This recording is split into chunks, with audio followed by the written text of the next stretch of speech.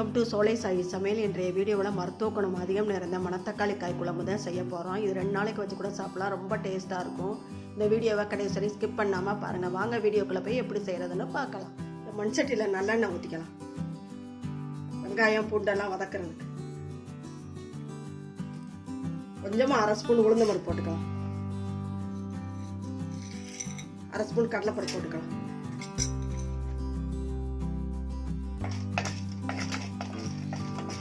இதிலே பூண்டு போட்டுக்கலாம்.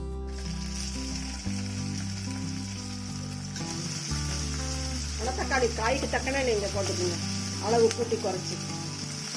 நான் 1/4 கப்பு போட்டிருக்கிறேன்.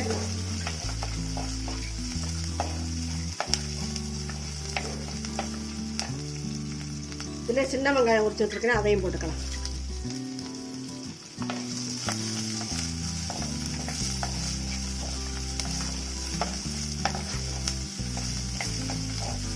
நல்லா வதக்கிக்கலாம். இதிலே 1/4 ஸ்பூன் மிளகு போட்டுக்கலாம். சாம்பார் பொடி போடுவோம், மிளகு வாசனைக்காக, டேஸ்ட்டுக்காக. இதிலே தக்காளியும் போட்டு வதக்கிக்கலாம். 2 தக்காளி இருக்கும் மீடியம் சைஸில். நல்லா வதக்கிக்கலாம்.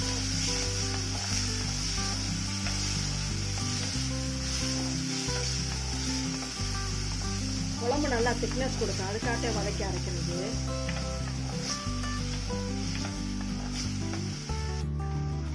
நல்லா வதங்கிருச்சு, ஆற விட்டு அரைச்சிட்டு வந்துக்கலாம்.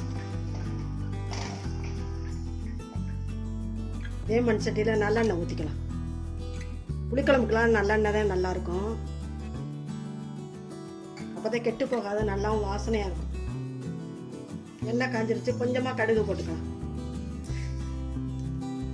கொஞ்சம் வெந்தயம் போட்டுக்கலாம்.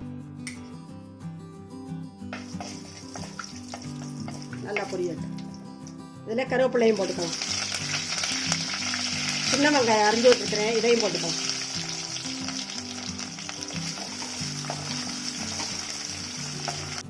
இதிலே மணத்தக்காளி காயையும் போட்டுக்கலாம்.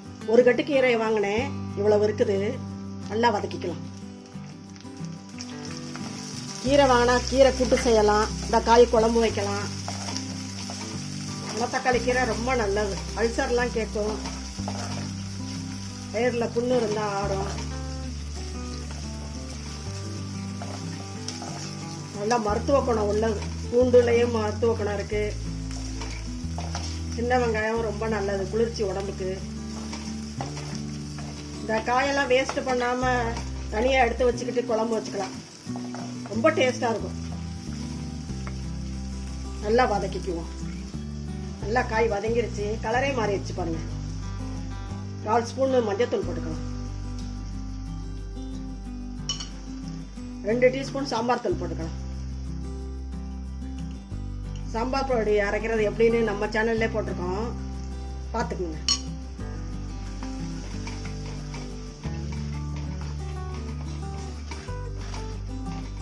தனியாத்தூள்லாம் போட தேவையில்லை, இதிலே இருக்கு, சாம்பார் பொடியில எல்லாம் இருக்கு.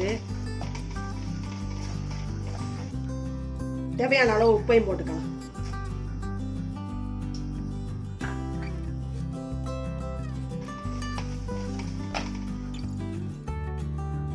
பெரிய நெல்லிக்காய் சைஸ் அளவு புளி எடுத்து தண்ணியில் போட்டு கரைச்சி வச்சிருக்கிறேன், அதை ஊற்றிக்கலாம்.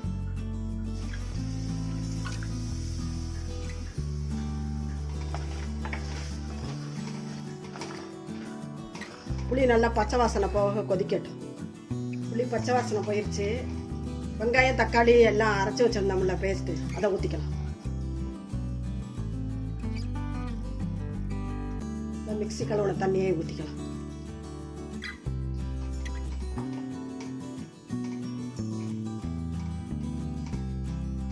நல்லா கொதிக்கட்டும். நல்லா கொதிக்குது, பச்சை வாசனை எல்லாம் போயிடுச்சு. நம்மளோட மணத்தக்காளி காய் குழம்பு சூப்பராக ரெடி ஆயிடுச்சு. சுடு சாதத்தில் நெய் போட்டு குழம்பை ஊற்றி சாப்பிட்டா நல்லாயிருக்கும். அப்பளத்தோட தொட்டு சாப்பிட்றதுக்கு செம்மையாக இருக்கும். இதே மாதிரி மருத்துவ குணம் நிறைந்த புளிக்குழம்பு நீங்களும் செஞ்சு பாருங்கள். செஞ்சு பார்த்துட்டு எப்படி இருந்துச்சு உங்கள் கருத்துக்களை கமெண்ட்ஸில் சொல்லுங்கள். இந்த வீடியோ பிடிச்சிருந்தா லைக் பண்ணுங்கள், ஷேர் பண்ணுங்கள். சோலை சாய் சமையலுக்கு சப்ஸ்கிரைப் பண்ணுங்கள். நன்றி, வணக்கம். அடுத்த வீடியோவில் பார்க்கலாம்.